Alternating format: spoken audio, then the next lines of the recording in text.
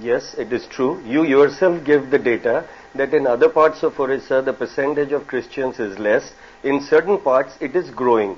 Now the question is, if I am sitting in a chair and I want to grow so much that I move other people who are sitting beside me, obviously they are going to object.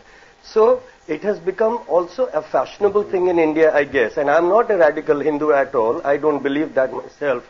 But it's become fashionable to speak against Hindus if you want to be marked as a secular. Now my question is, secularism does not apply only to Hindus. It applies to Christians, it applies to Muslims, it applies to everybody across the board. Everybody has to be tolerant. Now there is an existing community. The Adivasis, the backward caste have been in this area for centuries. There never was any problem. This problem didn't exist even 2 years ago. Right. Suddenly, with missionaries coming from different parts of the state, different parts of the country, this problem is coming up. Okay. I'm not talking against the missionaries. What I'm trying to say is that it is time they themselves take stock of the situation, whether they want to destroy the fabric of a peaceful society, or are they willing to be content with what they already have, and lead the flock.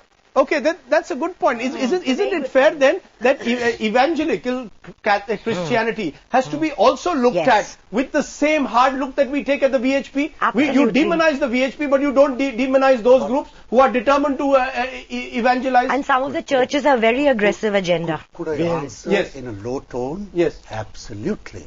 And this minister, like his chief minister, live on Mars. They don't live in Kandamal, where the entire church, every single nun, almost entirely every single priest is a Kandamalese. No, but my point is we are critical. What about evangelist groups? Professor Mohanty, we will not hear, Tathagat Satpathy is making the point that secularism should mean that all forms of extremism, including Christian extremism, must also be rejected.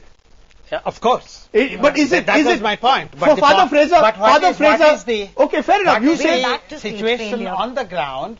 This was a Buddhist country. Kandhamal, Bodha, it was a Buddhist country. Sir, you are not answering my question. Why don't we hear voices like you being equally critical of Christian extremism? We are. You are. Okay. I just now mentioned. Father Fraser, as someone who has spent his life in education, do you believe somewhere down the line that there needs to be some introspection also among the Christian community? Or do you believe that you are necessarily victims in all situations, particularly in situations like Orissa?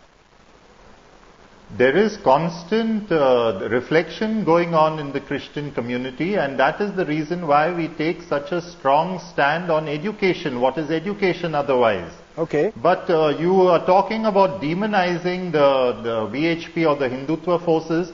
Wherever the Hindutva forces are willing to collaborate with us in development, we are agreeable, we are extending the hand of friendship.